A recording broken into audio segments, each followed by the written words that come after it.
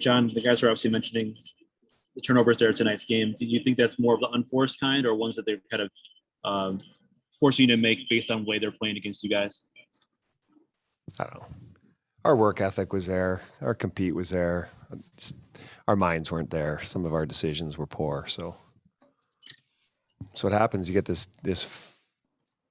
deep into the playoffs. There's only 4 teams left. You got everything working in unison, and we just weren't quite there tonight. Greg Wyshynski, ESPN. Thank you.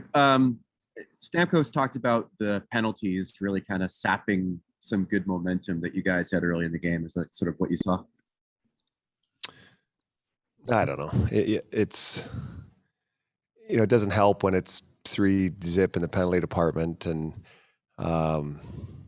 anyway, they earned their breaks, and it's tough because certain guys can't get on the ice when you're killing penalties, at least for us anyway, and so it probably takes you out of your rhythm tonight. But I thought our PK did a good job. We just 3 in a row was tough on us. Dan Rosen, NHL.com. John, before the series started, you said the Islanders are really good at frustrating you and then feeding off of your mistakes. Did they frustrate you tonight? I mean, it's frustrating to lose. So I think that's the frustrating part. But this is no different than the team we basically beaten in the bubble. And we just made too many mistakes. Like Joe said, the unforced errors. So managing the puck is a big thing against this team, and they managed it better than us, and they got 1 extra break. Media, raise your hand if you have a question for Coach. We'll go back to Joe Smith. You guys didn't really have hardly any less chances tonight. I know you guys are able to have those in most of the season. Just something they were doing to kind of slow you guys down there, or just maybe they're managing the puck better? As I said, we weren't using our heads the way we normally do tonight. So, playing a different team than we played last week, and so it's weird because we're playing some really contrasting style teams, and Islanders do what they do. They do it extremely well, and we saw it. So now it's on us to pick it apart. We'll do 2 more questions. Eric Erlinson, Lightning Insider. John, you guys like to have your D so active in the play and involved in the rushes and everything like that. You don't have any goals from your D this entire playoffs.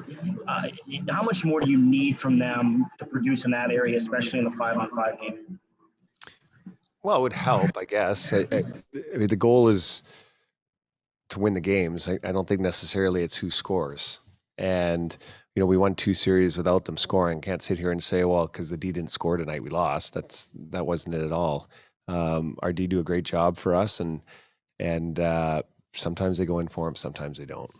And they just, it's kind of weird though in this playoffs that they don't have goals yet. But I mean, we're in the semis, so I think eventually they're going to come. Last question, Dan. You can have it if you have a follow-up.